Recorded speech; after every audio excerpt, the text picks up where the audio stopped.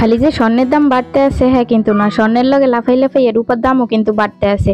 রূপার ভরি আজকে 6,000 টাকা থাকলেও মই কিন্তু আজকে রূপা নিছি আগের দামে মাত্র 3,500 টাকা ভরি।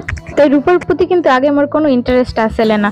আজকে রূপার দোকানে আইয়ে রূপার সুন্দর সুন্দর ডিজাইন দেখে আমার পুরাই মাথা খারাপ হয়ে গেছে। সকাল সকাল মাইয়ে পোলার স্কুলে থুয়ে মোরা আইয়ে পড়ছি মোহাম্মদপুর কৃষি মার্কেট। তো এখানে আই দেখি সব দোকানপাট বন্ধ।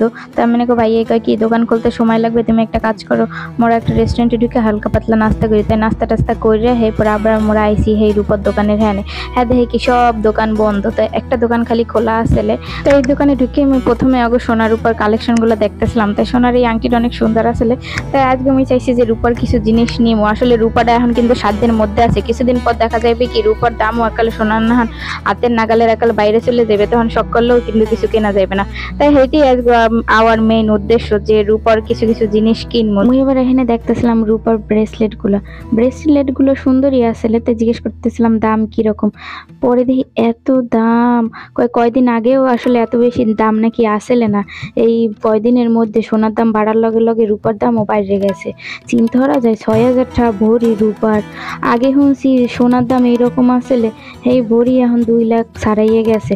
তো চিন্তা করতেছি যে রূপার দামও কি এরকম আকালে সোনার না এত বাইরে যাইবে নি। অতটা না বাড়ুক, কিছু তো বাড়বে।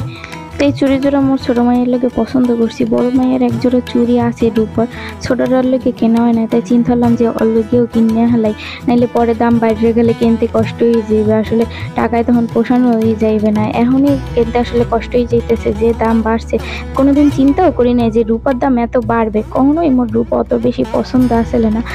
পরে এখন যে দেখলাম রূপার কত সুন্দর সুন্দর কত কিছু পাওয়া যায়, কত ভালো ভালো জুয়েলারি, এগুলো দেখে রূপার উপর মোর ইন্টারেস্ট অনেক বাইরে গেছে। তো এই যে নুপুর যেটা দেখতেছেন এই যে রয়েছে আমার মায়ের লেগে বানাইতে দিয়েছিলাম।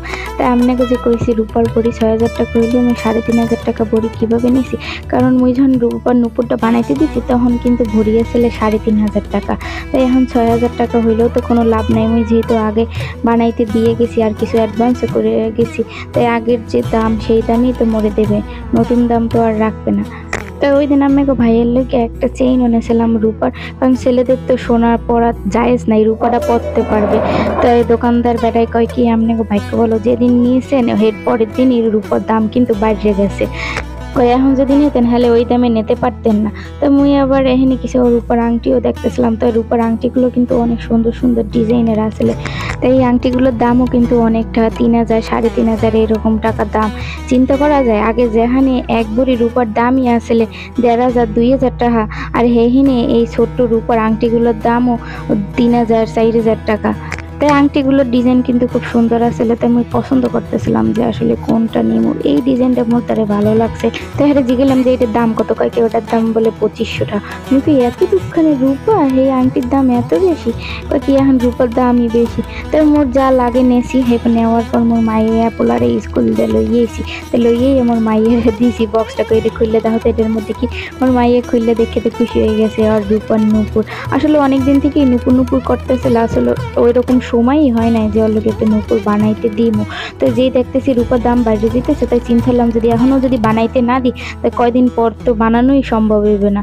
পরে তাড়াহুড়া করে রূপার নুপুরটা বানাইতে দিছি। আর এই ডিজাইনটা আমি পছন্দ করছি। তাই নুপুরটা কেমন হয়েছে অবশ্যই কিন্তু কমেন্টে জানাইবেন।